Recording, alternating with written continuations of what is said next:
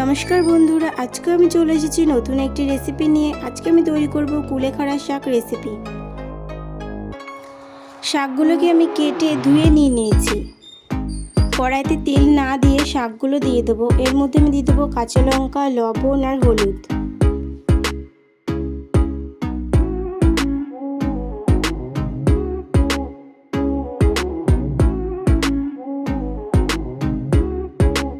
সব কিছু দিয়ে নাড়াচাড়া করে নেব।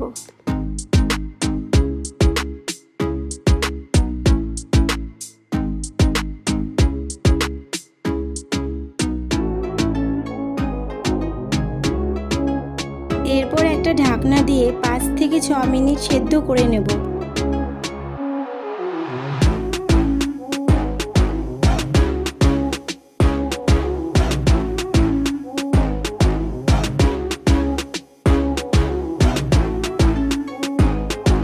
ঢাকনা তুলে খুন্তি দিয়ে নাড়াচাড়া কিছুক্ষণ করে নিয়ে এর মধ্যে আমি আগে থাকতে সেদ্ধ করে রাখা একটা আলু দিয়ে দেবো। আলুটাকে ভালোভাবে মিশিয়ে নিয়ে আমি নামিয়ে নেব। এরপর কড়াইতে আমি তেল দিয়ে শুকনো লঙ্কা ফোড়ন দিয়ে দেবো আর 3-4টে রসুন থেঁতা করে দিয়ে দেবো। শাকগুলো কিছুক্ষণ দিয়ে 3 থেকে 4 মিনিট নাড়াচাড়া করে ভেজে নিলে তৈরি হয়ে যাবে শাক।